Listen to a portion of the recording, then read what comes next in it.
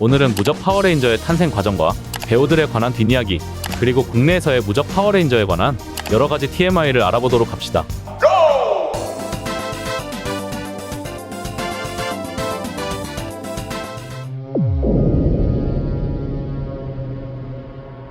1984년 사반 엔터테인먼트의 하임사반은 일본 출장 중 우연히 TV 아사히에서 방영되고 있던 슈퍼전대 시리즈의 제8작 초전자 바이오맨의 방송을 접하게 된다.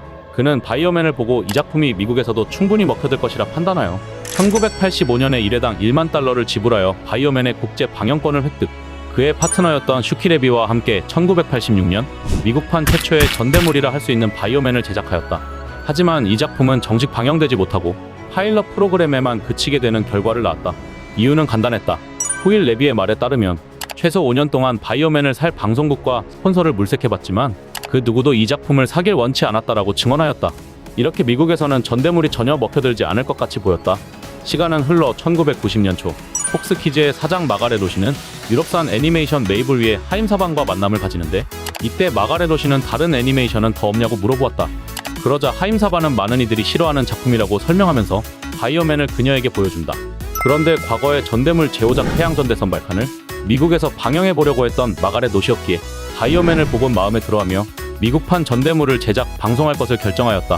이로 인해 1991년 사반은 다시 한번 일본으로 가게 된다. 그는 먼저 슈퍼전대 시리즈의 제작사인 토에이와 접촉하여 다음과 같이 제안했다. 미국에서 촬영된 드라마 파트와 일본에서 촬영된 액션 장면을 조합하여 미국판 전대물을 만들어보고 싶다. 토에이 측에서는 처음에 이 제안을 거절했으나 사반의 설득과 그의 말에서 진심과 열의를 느낀 토에이 측은 결국 이를 수락해줬으며 이로 인해 슈퍼전대 시리즈 제16작 공룡전대 쥐레인저의 권리를 50만 달러로 취득하였다. 하지만 방송이 순탄하게 이루어지기까지는 여전히 장벽이 남아있었다.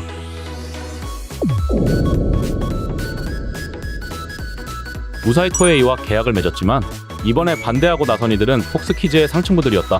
마가렛 로시는 이 프로그램이 대박을 칠 것이라고 예상하였지만 그녀의 기대와 다르게 상층부에서는 폭력적이다, 바보같다, 딴티난다 라는 말로 비난하며 오히려 마가렛 로시에게 대체 왜 이 프로그램을 사왔냐며 질책했다고 한다. 그녀가 이 프로그램을 사온 이유에 대해 차분히 설명하자 그들은 견본 제작비를 지원해줄 테니 견본이 괜찮게 나온다면 시리즈 제작을 허락한다는 조건을 내건과 동시에 만약 이 작품이 안 먹힌다면 그녀를 해고하겠다는 엄포도 내렸다. 이렇게 만들어진 견본을 직원들에게 보여준 그녀였으나 역시나 반응은 냉담했다. 폭스 영업부에서는 경악을 금치 못했고 우스꽝스럽고 과장이 심해서 광고주에게 보여줄 수 없는 작품이라고 비난했다. 그런데 이때 하임사반이 상층부를 설득할 수 있는 유일한 방법을 하나 제시한다. 그것은 이 프로그램이 성공할 수 있는지 없는지를 깐깐한 비평가들에게 평가받자고 제안한 것이었다. 여기서 말한 깐깐한 비평가들은 바로 주 시청자층이 될 어린이들이었으며 아이들을 불러 다이얼 테스트를 했다. 다이얼 테스트의 방식은 매우 간단했다. 아이들에게 파워레인저 영상을 보여주며 이 영상이 재밌으면 다이얼을 오른쪽으로 돌리고 재미없다면 다이얼을 왼쪽으로 돌리라는 것이었다. 결과는 그야말로 대성공. 아이들은 주저하지 않고 다이얼을 오른쪽으로 돌렸으며 22분간 집중하여 영상을 계속해서 시청했다고. 다만 상층부는 여전히 탐탁지 않아 했고 이 때문에 제작비 대부분은 사반 엔터테인먼트가 부담했는데 1회당 제작 비용은 15만 달러로 저예산 프로그램이었다. 방송권 자체도 평균보다 싼 10만 달러로 판매했다고 한다. 아무튼 무사히 완성된 마이티 모핀 파워레인저는 1993년 8월부터 1994년 5월까지 총 60화의 이야기로 방영되었다. 당초의 기획에서 40화까지만 방영하고 종영할 예정이었으나 폭발적인 인기에 힘입어 60화까지 연장되었으며 이후에 시즌2와 시즌3가 제작되는 결과도 나왔다. 또한 원래 제목은 일본판 제목을 따와 쥐레인저가 될 예정이었지만 쥐의 발음이 유대인을 뜻하는 쥐와 같아 유대인 레인저로 오해할 수 있어서 제목을 파워레인저로 변경하게 된다. 로시의 말에 따르면 공전의 데이트로 첫 방송이 나가자마자 1위를 차지했기에 자신과 사반은 이러한 흥행 결과에 입을 다물지 못했다고. 마이티 모핀 파워레인저는 방송 개시 후 5주 만에 폭스키즈 역사상 최고 클래스의 히트 프로그램이 되었으며 5%만 찍어도 미국에서는 성공한 시청률이라고 하는데 마이티 모핀 파워레인저의 시청률은 무려 8%를 기록. 이후에도 6에서 7%의 평균 시청률을 기록하였으며 그린레인저가 처음으로 등장했던 에피소드에서는 미국의 어린이 프로그램에서 최고 시청률을 기록했다고 전해진다. 완구의 매출도 대응행을 거두었다. 장난감 가게에서는 파워레인저 관련 상품 품절이 빈번하였고 서로 장난감을 사겠다고 손님들끼리 싸우는 현상도 있었다고 한다. 관계자의 말에 따르면 회사로 매일 450통의 전화가 걸려왔으며 손님들의 원성이 자자했었다고 말하였다.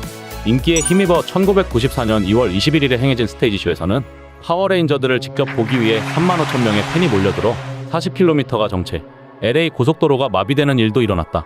이미 시리즈가 2기에 들어갔을 무렵인 1994년 10월경에는 2살부터 11살까지의 아이들에게 시청률 91%라는 경이적인 기록을 세웠고 관련 상품의 매출도 전 세계 16억 달러를 기록하는 등 어마어마한 인기를 자랑했다.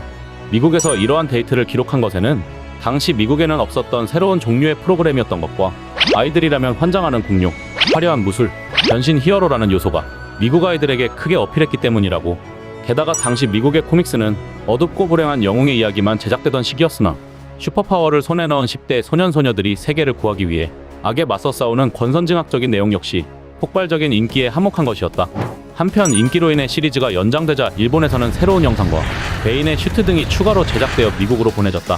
시즌1에서 쥐레인저의 영상을 모두 소진했기 때문에 시즌2는 오성전대 다이레인저, 시즌3에서는 닌자전대 카쿠레인저를 베이스로 사용했다. 그럼에도 불구하고 주인공 측의 슈트는 여전히 공룡전대 쥐레인저의 슈트를 변경 없이 사용하였는데 이는 시청자들에게 혼동을 줄 수 있기 때문에 바꾸지 않은 것이다. 이에 대해 전대물의 제작사인 토에이 측에서도 미국 측에서 자유롭게 해도 상관없다고 생각하고 있었다. 그래서 재미만 있다면 아무래도 상관없다라고 딱히 태클을 걸진 않았다. 시즌2부터는 전투 장면도 미국에서의 촬영 비중이 점차 증가하게 됐으며 시즌3에서는 거대 로봇전 이외의 대부분 전투 장면은 미국 현지에서 촬영했다고 한다. 촬영 장소는 캘리포니아의 산타클라리타와 LA였고 미국 스텝 쪽에서는 일본 영상과의 연결을 위해서 최대한 원작과 비슷한 느낌을 주는 곳을 촬영 장소로 물색했다고 한다. 토에이 측의 전대물 프로듀서를 맡았던 스즈키 타케유키는 본작의 시사회를 보고 액션이 마음에 들지 않아 토에이 촬영 현장에서 사용하는 방식을 미국 측 스텝에게 전달해줬지만 미국 측 스텝에서는 일본에서는 그렇게 해도 여기는 미국이니까 라며 받아들여주지 않았다. 다만 미국 측에서도 후일 액션을 할 수 있는 배우가 필요하다는 것을 느껴 일본인 스턴트맨들이 본작에 기용되기도 했다.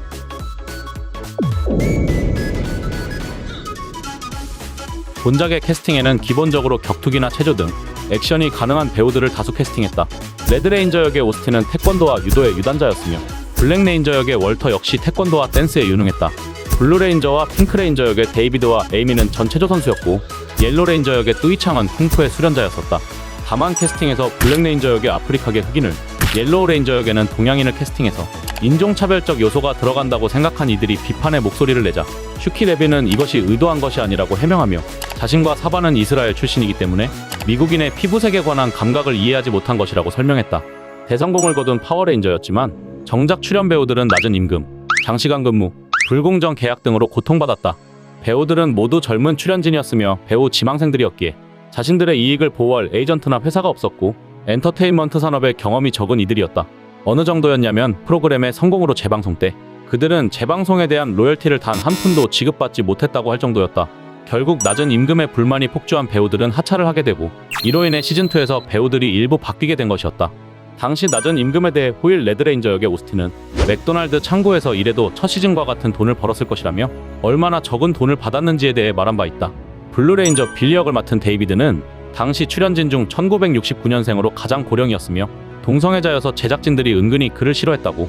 옐로레인저는 당초의 파일럿 버전에서 멕시코계 미국인으로 설정되어 있었으며 히스패닉계의 미국인인 오드리 뒤보아가 연기했지만 그녀가 제작진에게 임금 인상을 요구하다 해고된 후 일본 프로그램을 기반으로 한 만큼 동양인을 넣고 싶다 라는 프로듀서의 뜻으로 옐로레인저는 동양 캐릭터로 변경되면서 뚜이창이 캐스팅된 것이다. 하지만 안타깝게도 그녀는 파워레인저 하차 이후 여러 영화에 출연할 계획이었지만 2001년 27세의 나이로 교통사고로 사망하게 되었다. 그린레인저 토미 역을 맡은 프랭크의 말에 따르면 당초에는 10화만 출연할 예정이었으며 스탭들로부터 도중에 죽는 역할이라고 전해들었다고 한다. 프랭크는 마이티 모핀 파워레인저 이후로도 수많은 파워레인저 시리즈에 캐스팅되어 파워레인저 시리즈 팬들에게 강한 인상을 남겼는데 안타깝게도 1년 전인 2022년 11월 19일 호텔에서 자살로 생을 마감하였다. 프랭크의 아내가 말하길 생전 프랭크는 우울증 및 기타 정신적인 문제로 어려움을 겪고 있었다고. 그의 죽음에 많은 파워레인저 팬들은 애도를 표하였다.